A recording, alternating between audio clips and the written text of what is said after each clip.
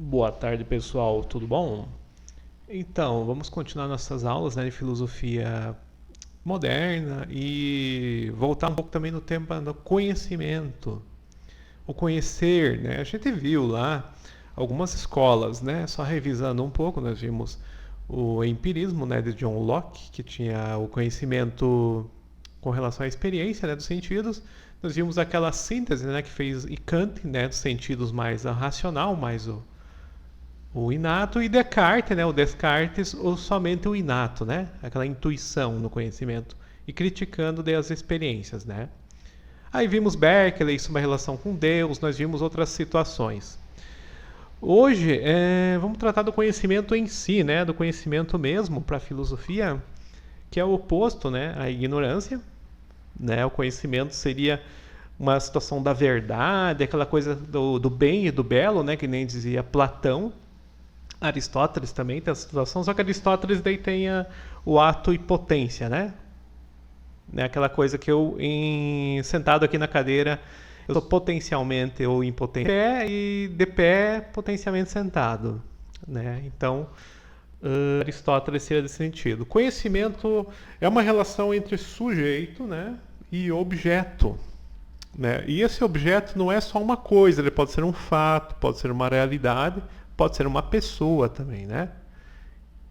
Quando a pessoa daí gera uma alteridade, gera um conhecimento daí dos dois lados, né?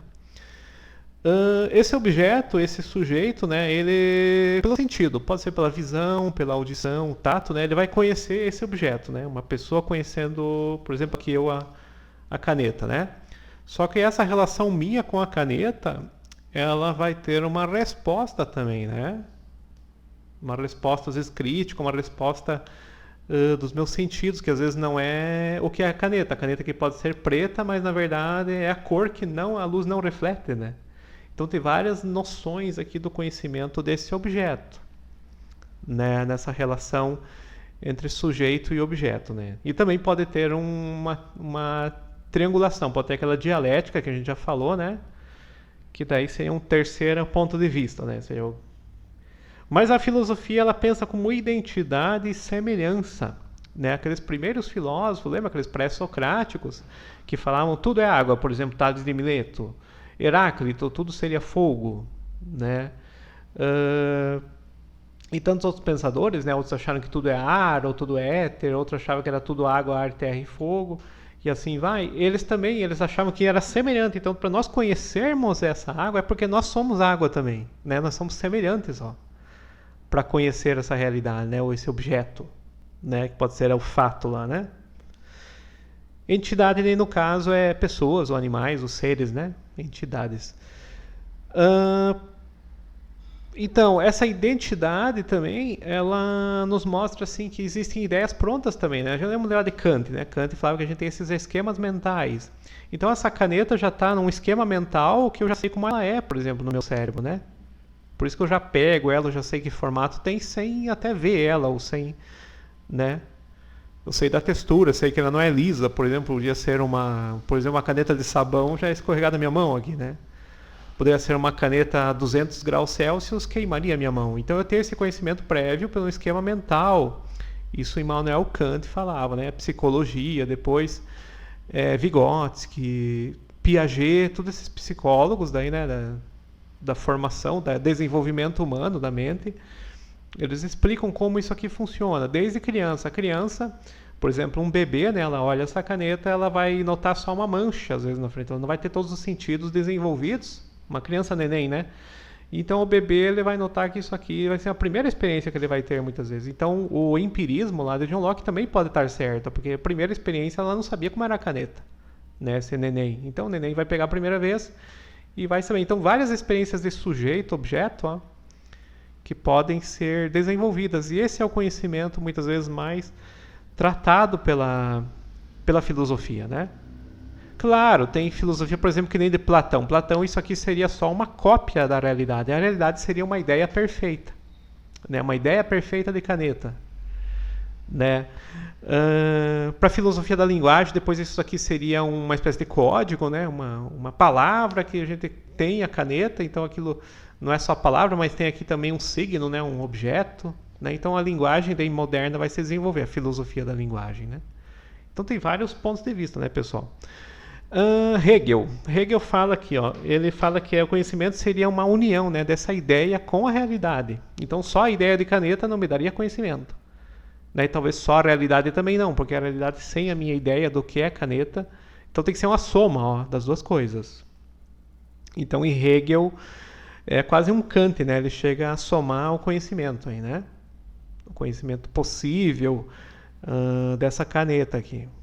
Né? Claro, a gente vai fazer umas 5 aulas, né, pessoal, sobre conhecimento mesmo, porque é complexo, não adianta, por exemplo, hoje nós queremos ver tudo. Claro, vocês fizeram alguns textos muito bons, né, dentro daquilo que eu já falei, né, principalmente daquelas 3 ou 4 escolas sobre conhecimento, né, Kant,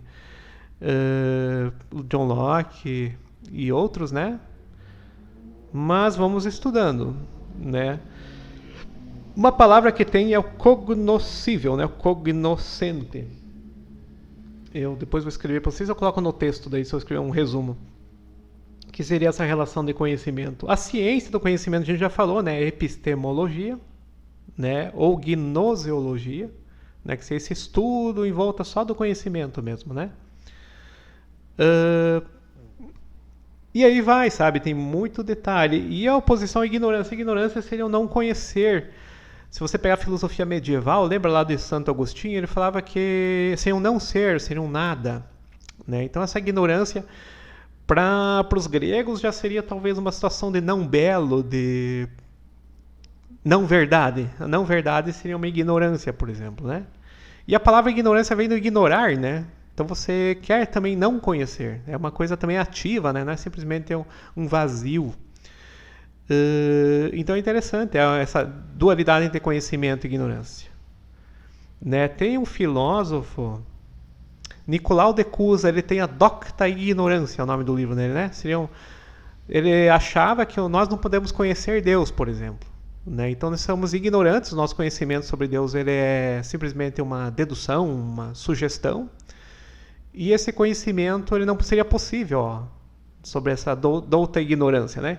Então nós que podemos se dizer aí doutores em conhecimento de alguma coisa, se fosse sobre Deus, né, um teólogo, por exemplo, ele seria um ignorante, né? Porque ele não conhece Deus, ele conhece palavras, sugestões, né?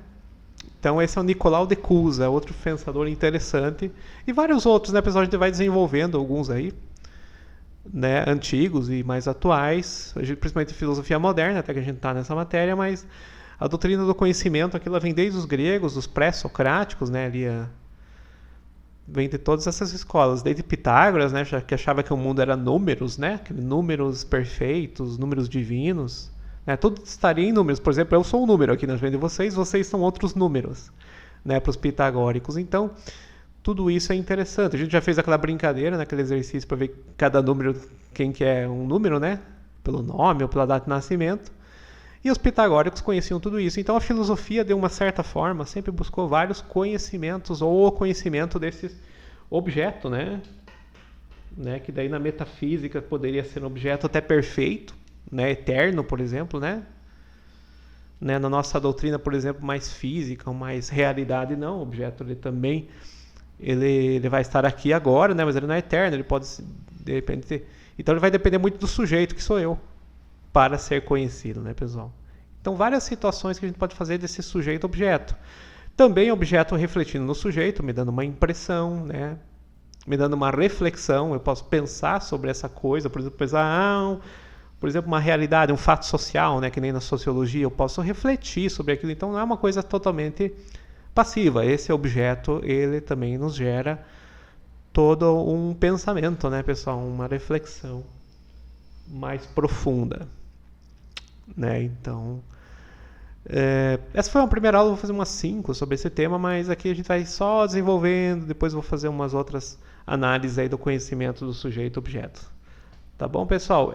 Até a próxima aula. Tenham um bom feriado, né? Agora é dia 1º, dia do trabalhador. Parabéns aos trabalhadores aí. 1º de maio. E a tarefa, quem não fez ainda pode me entregar. Eu vou fazer uma lista de quem entregou, né? Não sei se o e-mail de alguém não chegou. Aí é só reenviar para outro e-mail e a gente vai corrigir. Tudo igual, né, pessoal? Tá bom? Até a próxima aula. Valeu!